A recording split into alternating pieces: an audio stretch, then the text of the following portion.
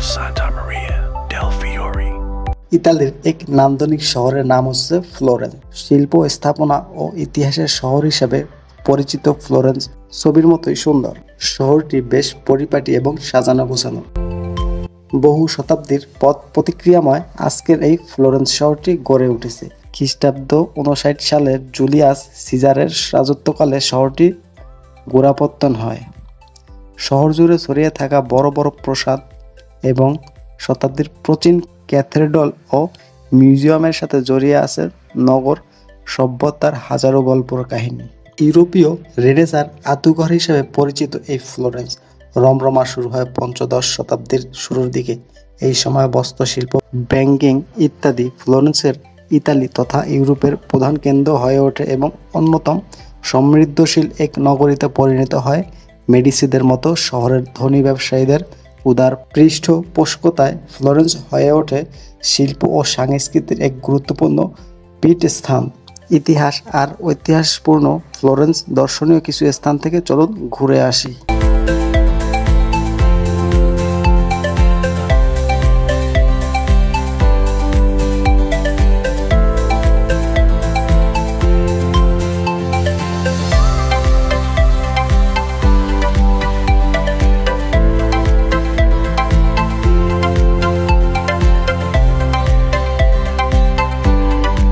ফ্লোরেন্সের বিখ্যাত cathedral Santa Maria দেল ফিওরে ফ্লোরেন্সের iconic landmark. এটি নির্মাণ করে প্রায় 150 বছর সময় লেগেছিল।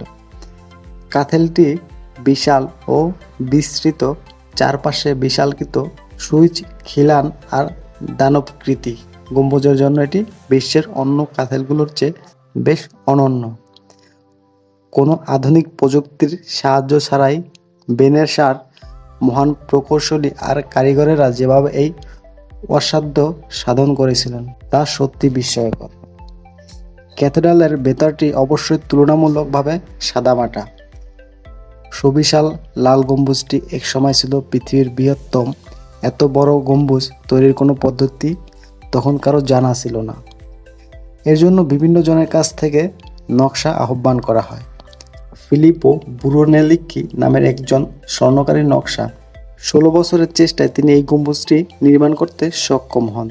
ব্রুনেলিকি তার কাজের কোনো ট্রেস বা ব্লুপ্রিন্ট রেখে যাননি। আধুনিক প্রযুক্তির সাহায্য ছাড়াই এই বিশাল গম্বুজ সে সময় কী করে নির্মিত করেছিল তা বিজ্ঞানীদের কাছে আজও এক রহস্যময়। শত শত বছর ধরে নানা প্রাকৃতিক দুর্যোগ সহ্য করেও এখনও ফ্লোরেন্সের রাজকীয় প্রতীক হিসেবে এই স্থাপত্যকর্ম নিজের অস্তিত্বকে প্রতিনিয়ত জানান দিচ্ছে। 1436 সালে তৎকালীন পোপ ক্যাথেড্রালটির আনুষ্ঠানিকভাবে উদ্বোধন করেন। ক্যাথেড্রাল চত্বরে রয়েছে আরও দুটি উল্লেখযোগ্য স্থাপনা, বেল টাওয়ার এবং ব্যাপটিস্টিক। বেল টাওয়ার মূলত ক্যাথেড্রালের মতোই লাল, সাদা ও সবুজ মার্বেলের মোড়া এক অপরূপ স্থাপনা। প্রায় 85 মিটার উঁচু, 400 মতো সিঁড়ি বেয়ে উপরে উঠতে হয়। আর ক্যাথেড্রালের ঠিক বিপরীতে রয়েছে বাপ্টিস্টিক অফ সান জিওভানি।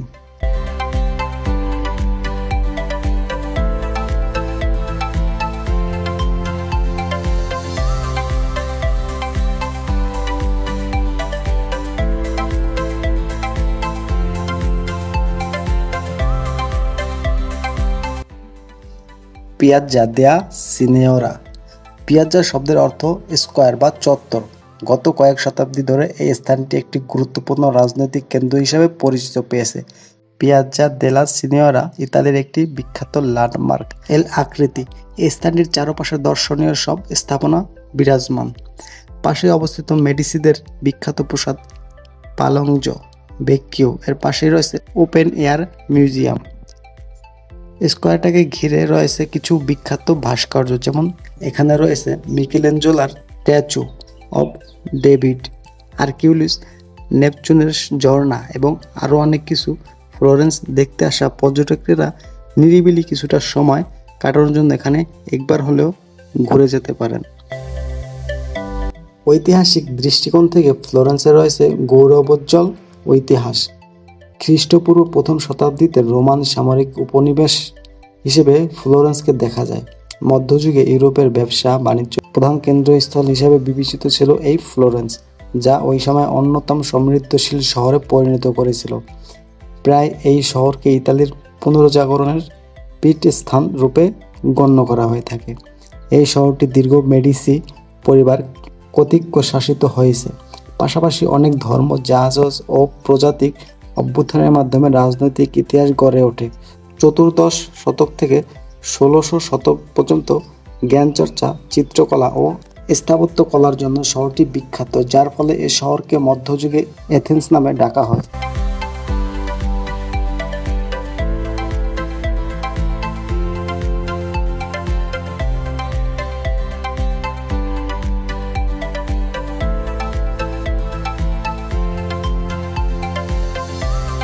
স্কয়ারের খোলা প্রান্তের ছোট বড় অনেক রেস্তোরাঁ রয়েছে, যে রেস্তোরাঁগুলোর ভেতরে ছোট ছোট বা বাইরে অনেকটা জায়গা জুড়ে চেয়ার টেবিল পাতা।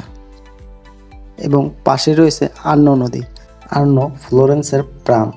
সারা শহর জুড়ে এই নদীর নিরবচ্ছিন্নভাবে বয়ে চলেছে। টাইবারের পর মধ্য ইতালির সবচেয়ে গুরুত্বপূর্ণ ও পরিচিত এই নদী আর্নো নদীর সৌন্দর্য দেখার মতো। প্রতিনিয়ত হাজারো দর্শক, পর্যটকেরা এই নদীতে নৌকা ব্যবহার করে থাকে। বলা হয়ে থাকে যে প্রায় 1000 বিখ্যাত ইউরোপীয় চিত্রকর দ্বিতীয় শতকের এখানে পদার্পণ করেন। তার মধ্যে প্রায় 350 জন ফ্লোরেন্সে বসবাস কিংবা কাজ করেছেন। ফ্লোরেন্সের বর্তমান গৌরবোজ্জ্বল দিক বলতে প্রধান সুদূর অতীতকে নির্দেশন করে।